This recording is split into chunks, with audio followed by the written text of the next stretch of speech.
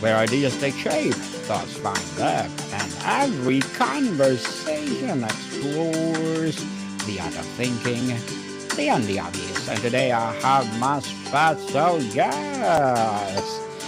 He's a creator and successful author as well, and no other than Mr. Rodney Miles. Hey, how are you? Good I'm to see you, Daniel. fabulous. I'm fabulous, Mr. Rodney. And thank you for being part on Book 101 Review. And for the second time around, can you please introduce more about yourself that I missed? Oh, you didn't miss much. I'm a self-publishing consultant and an author and a publisher, and I've been doing it 15 years, and I love it. And it's a second career, or a third or fourth or fifth career, actually. I started when I was 40, and I've been doing it 15 years. And it's still as exciting as it ever was. Different books, different authors, different subjects, different challenges. And I've gone from mainly book production into the whole cycle now, including marketing, publicity, platforms. So it's been Yes. it's been a great ride. A great ride indeed. And thank you so much for sharing your knowledge and wisdom to the world, Mr. Rodney. And today, let's talk about the formula for success as an author.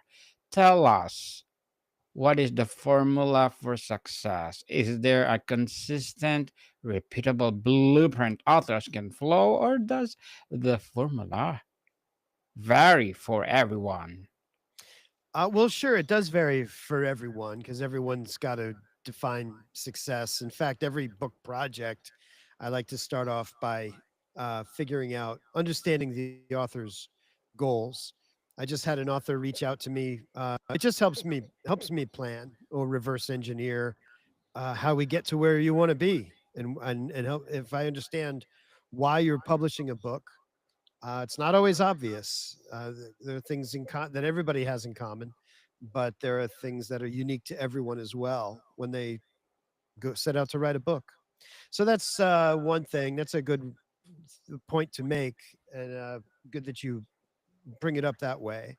I do have some kind of formulas, though. If you break the types of authors that I've worked with over the last 15 years, basically, and I talk about it in my book, The Book Dude's Guide to Self-Publishing, The Modern Author, which is the first in the series to be. Um, I talk about it a little bit in there. There are basically four kinds of authors that I've worked with. The first, when I first started, it was mainly what I call the credibility author. This is somebody writing a book, not necessarily because they want to be an author for the rest of their lives. They might, but they're primarily writing a book to encapsulate their expertise and to use it in their business. Very common situation is where somebody is any walk of life, actually any profession, any activity where they want to start coaching and speaking in particular.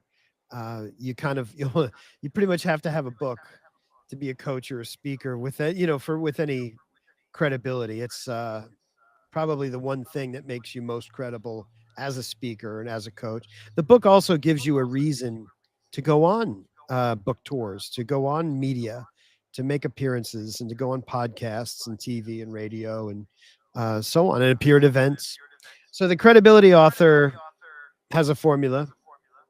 The second kind of author I really enjoy working with I enjoy working with all these four, but the second is what I call the full time author or the pro author. This is somebody who wants to be an author and they want to write a bunch of books and they want to enjoy the rest of their life writing. Sometimes it's somebody who is in the golden years of their career and they want to ride off into the sunset as an author, or it could be somebody who wants to get out of their cubicle, so to speak, and right now that's true for me. By the way, my I don't plan on retirement other than being a full-time author. I think it's something I can do until you have to remove laptop from my hands. So, and it's something you can do forever. So, the other two types to mention are very simple, the what I call the legacy author and the children's book author. So, there's really kind of a formula for success for each one of those if we categorize them. So, would you like me to I can sum up Go ahead. each of those? Go ahead, Mr. Rodney. It is good to be back with you, Daniel, man. It's good to see Yes. you. Good to see you, Mister. The simplest one is probably the legacy author.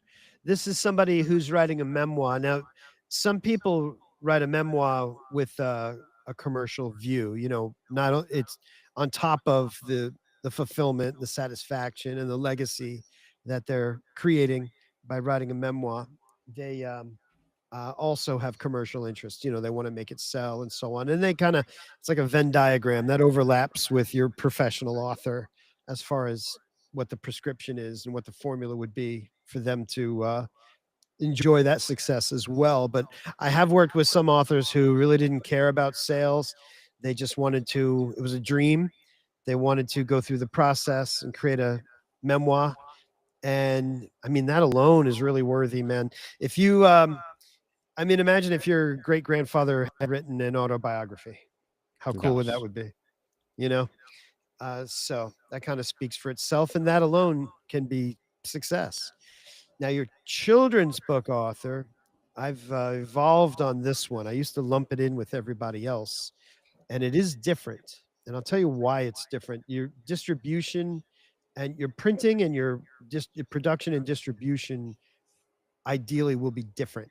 And I say that because in self-publishing, first of all, we're able to self-publish like we are because of advances and changes in the last 20 years in technology. We've got print on demand, for example, and that alone differentiates things. So with print on demand, you're printing one book at a time.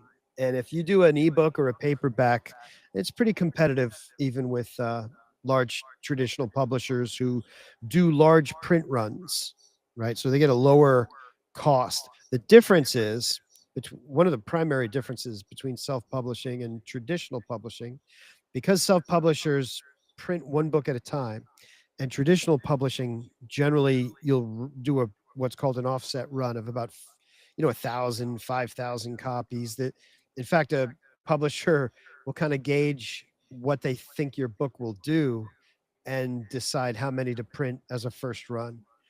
It was very funny. I read once that Ernest Hemingway, his first novel, his publisher, I think they printed 5,000 copies, which was really modest even in 1930 something. After he was a success, his next book, they printed 50,000 for his next novel to come out. So it's a matter of risk and scales of economy. So obviously, if you print 50,000 books, you're going to get a much lower cost per book and a greater margin per book than if you print 5,000, and wildly so if you're printing one at a time. Now, again, for most authors, ebooks are our mainstay as self-published authors. Paperbacks, it's I would argue in ways it's a level playing field with traditional publishing, but hardcover and color are a whole different story. Hardcover, your typical children's book is hardcover, case laminate, where the cardboard is the cover's glued right onto the cardboard, like a children's book, typical children's book. You want a high quality paper inside. You want it to be durable. You want it to be glossy. You want kids to be able to manhandle it. Uh, and you want vibrant colors and so on. And it's very few pages. So it can be very, very expensive per unit if you're printing them one at a time, even where with color hardcover children's books, a self-published author runs into being priced over and above what other children's books go for that are traditionally published. Still in the range, kind of, but on the higher end. And at that, you're really only making sometimes a dollar royalty on your book. 20 years ago, a dollar per book was great. Okay, Yes. but today that's difficult. So anyone doing children's book, I always send them um, the way of a friend of mine, Jay Moletsky, who runs, I think it's IAPC Publishing. What he did is he worked out wholesale printing and warehousing because he was a children's book author, and has kind of enabled children's books authors to compete, to buy in bulk, to warehouse their books. And then instead of selling on publishing through Kindle Direct Publishing, you publish through your own Amazon sellers account and manage your fulfillment. So if you're doing a children's book kind of as a legacy thing or as a dream, or you just want to do one and get your feet wet, it's kind of cool to do that all on your own and self-publish, and use the typical distribution strategy that I would recommend, which would include Ingram Spark primarily or only Ingram Spark, um, for a couple of reasons, and for wide distribution and for access to smaller case laminate color books, which aren't available yet generally through Kindle Direct Publishing. Um, anyway, so the children's book success, that's part of the commercial success, is to actually arrange your printing and distribution differently. It's not rocket science, but it's a little more, it looks on its face a little more traditional. So, all right, so that leaves the two other categories: the credibility author and your uh, professional author. So the professional author formula is very simple and very easy, and it's something I observed based on studying other authors and so on, even 13, 14, 15 years ago. And oh, I could share my screen at this point. Yes, Is go that good? ahead. Go ahead, mister. All right. All right. So if we look at this, this is what we can focus on for the full-time author: is L times L, take that 2 out of there, is viability. So that's actually list times list equals viability. And in 15 years, this hasn't changed.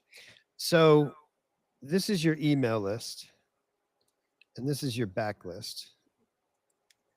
So your email list are the readers that you accumulate through your platform, through all your promotions, and they are readers that have decided they like your writing, they like your books, and they want to be notified if and when you come out with more books. And your backlist is how many books you've published that are related, shall we say. So if you're a suspense writer and you have a 7-book series of suspense books, that's very strong. That's powerful. That's a great backlist. In fact, a lot of authors who really study up before they embark on their author career will very often complete a series of 3, 7, even 10 books in a series before they start promoting, and only then start promoting, because there are things you can do with a series that make it really easy and really powerful to promote. Then you combine that with an email list. Now, you might not have anybody on an email list now, but if you set some targets, you want to set your platform up, meaning your website, your email campaign, your email marketing capability, and then just set milestones. Like 100 subscribers is a great first milestone, then maybe 1,000. And then through the years, as you accumulate, just imagine you've got 3 books out, you've got people who are waiting to read them. You come out with a 4th book, and you can now email. Mark Dawson said at a conference, he was asked, "What do you do to uh, promote a new book when it comes out?" And he just smiled and he said, "I just sent an email to my 65,000 email subscribers." So I mean, you make if you're selling ebooks and paperbacks, you can make $3, $4, $5 a copy. If half of those 65,000 people buy his next book, if it's that kind of email list, a tight one, where they're true subscribers, you can do the math. You can see that you're kind of set. you're kind of set moving forward. I mean, both of those lists should do nothing but grow. So that formula has stood the test of time. And a lot of authors will build out a series of books before they even publish them. And that makes it the fastest, easiest path to success as a full time author. Now, hardly anybody does that. Most people will write a book and they're excited to get it out and promote and and that's how it generally goes. Um, but then, I tell people if you write one book a year, in 5 years, you'd have a 5 book series. It can be very powerful. If you've got more time than that, there are authors who become full time authors very quickly, but very often they write a book a month or something like that. There's a sci-fi writer, well, many who write with that kind of volume. So that's a very simple formula for a full-time author. If you're worried, maybe you don't write series, maybe you write health books, write books in the same genre, the same subject. I don't know, Suzanne Summers comes to mind. She had, I don't know, 10, 15 books on health. Even the Dr. Davis, I'm reading Wheat Belly finally. He's got 2 books now. His first book was a runaway success on its own. But if you follow up with books in a related genre, that works. There are people who violate that formula, that related aspect. Joanne Harris is a good example. She just writes whatever she wants to write, and it's actually really very cool. She's got a tremendous following just for the quality and of her writing, and people like her writing no matter what genre she writes in. So that's a pretty ideal situation. So now the final one, and this is early on in my career, this was all we did, was the credibility author. And I learned early on, I guess, how what made the difference with these authors. So the credibility author is using the book uh, aside from whatever it satisfies on the reader's side, whether it's fiction or generally credibility authors nonfiction. So it's going to be some kind of book of expertise, something they've got some experience in or thinking in. They're trying to establish themselves as a leader in their niche, a leader in their industry, or a thought leader of any kind. Again, it's very commonly coaches and speakers who want to advance their career. And very often, a coaching or speaking career is augmented, or even the major part of which can be the publishing side of that career. So, uh, here's where the credibility is. Now, the credibility is important no matter what kind of author you are. You want a professionally produced, published book. You want something that can sit on a bookshelf, and someone can't tell if it was self-published or if it was published by one of the big 5 publishers out of New York. So that is not that difficult to figure out, actually, but it does take a little bit of thought. Not rocket science, but early in my career, I realized when I first started, we wrote about 150 books for clients in nonfiction in different areas of expertise. Many of them were actually part of the National Speakers Association. So this forced me happily to quickly learn a couple of things. What makes a book look professional? How to write so that the book is in the voice of the author, because they're going to go on stage, and if somebody read the book, in my mind, it should match the voice on stage, and the voice they read in that book should make sense. The main thing, though, is that we put out a, a completely professional book. So my first speaking gig that I ever did, actually the only speaking gig that I ever did in publishing, was back in 2015, and I called it The Secret of Self-Publishing. And the whole secret was don't look self-published. Because 20 years ago, self-publishing it was new. People were publishing without having their books edited. They were publishing without professionally designed book covers. They were just putting stuff out there in the early days. That's actually harder to do now. There are quality controls now that almost prevent a lot of that. But In fact, Kindle didn't always have this spell checking feature, for example, with ebooks. So, but that alone will go a long way. In fact, a little industry secret. I did a book. I revamped a book for a fellow who did financial consulting, and he had a book on retirement and finance, and wanted to update it. It'd been I think a decade, and going through, I was doing an edit, and I asked him about a couple things that had been outdated in the 10 years since he put the book out, and he happily, made the updates. But he commented to me at one point. He said, "Look, most people don't read my book."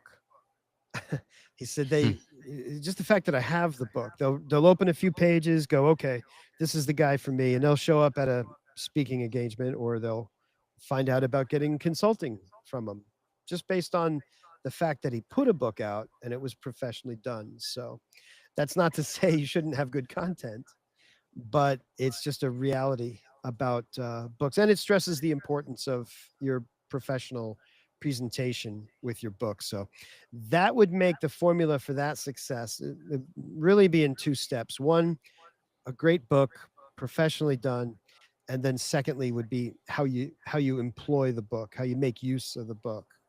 And that brings us to talk about what's called your basics. And this is just a short list of some things I fired off the other day when I thought we were meeting, which was my mistake. um, No as to worries at all. No um, worries at all, Mr. well, Rodney. yeah, I appreciate it. So, before we wrap up our discussion today, Mr. Rodney, I'm inviting you to please do listen to my other podcast, people. My other podcast.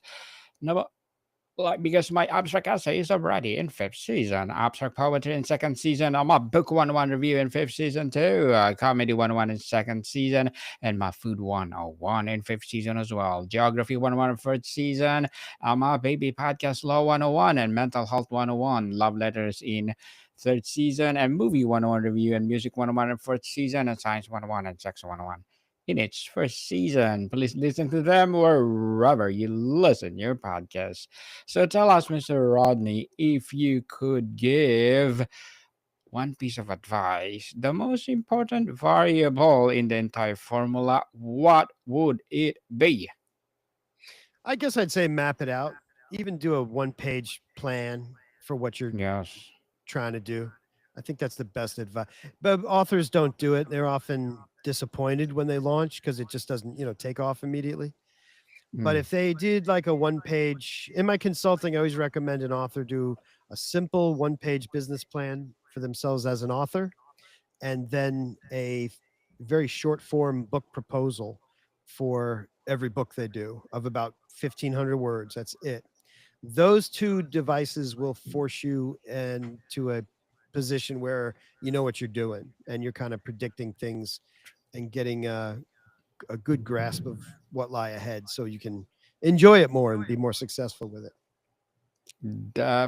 Definitely. And Mr. Rodney Miles, thank you so much for empowering us.